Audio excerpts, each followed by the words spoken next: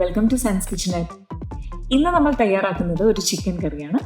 ഇത് നമുക്ക് കുക്കറിൽ വളരെ എളുപ്പത്തിലും അതേപോലെ തന്നെ സ്വാദോടെയും എങ്ങനെ തയ്യാറാക്കാമെന്ന് നോക്കാം.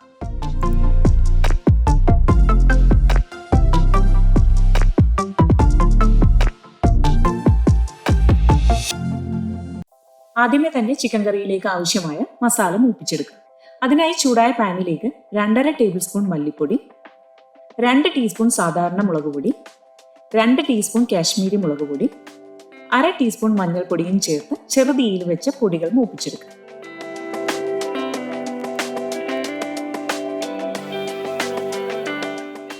ഇനി മൂപ്പിച്ചെടുത്ത ഈ പൊടിയിൽ നിന്നും 2 സ്പൂൺ പൊടി ചിക്കനിലേക്ക് ചേർത്ത് ആവശ്യത്തിന് ഉപ്പും ചേർത്ത് ചിക്കൻ ഒരു 30 മിനിറ്റ് മാരിനേറ്റ് ചെയ്ത് വെക്കുക. ഞാനിവിടെ 800 ഗ്രാം ചിക്കനാണ് എടുത്തിരിക്കുന്നത്.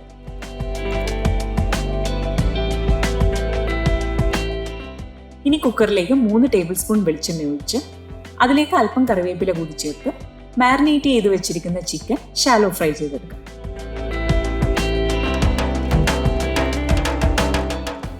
ഇനി ചിക്കൻ ഇതിൽ നിന്നും മാറ്റി ഇതിലേക്ക് ഒരു 8 വെളുത്തുള്ളി നീളത്തിൽ അരിഞ്ഞതും ഒരു വലിയ കഷ്ണം ഇഞ്ചി നീളത്തിൽ അരിഞ്ഞതും ചേർത്ത് ഒന്ന് മൂപ്പിക്കുക.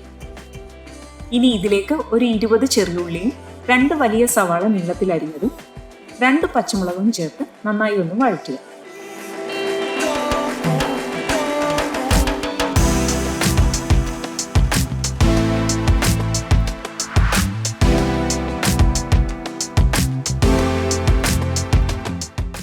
ഇനി ആവശ്യത്തിന് ഉപ്പും കൂടി ചേർത്ത് ഇതെല്ലാം നന്നായി ഒന്നുകൂടി വഴറ്റിയെടുക്കുക. ഇതിലേക്ക് 1.5 ടേബിൾ സ്പൂൺ ഗരം മസാലയും നേരത്തെ മൂപ്പിച്ച് വെച്ചിരിക്കുന്ന പൊടിയും കൂടി ചേർത്ത് നന്നായി വഴറ്റിയെടുക്കുക. ഇനി ഈ മസാലയിലേക്ക് ഷാലോ ഫ്രൈ ചെയ്ത് വെച്ചിരിക്കുന്ന ചിക്കനും കൂടി ചേർത്ത് നന്നായി ഇളക്കി യോജിപ്പിക്കുക.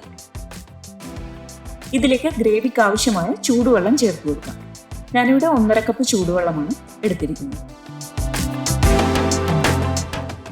ഇനി ഒരു വലിയ തക്കാളി നീളത്തിൽ അരിഞ്ഞതും കുറച്ച് മല്ലിയിലയും കറിവേപ്പിലയും കൂടി ചേർത്ത് കുക്കർ മൂടി വെച്ച് വളരെ ചെറിയ തീയിൽ ഒരു വിസിൽ വരുന്നത് വരെ വേവിക്കുക.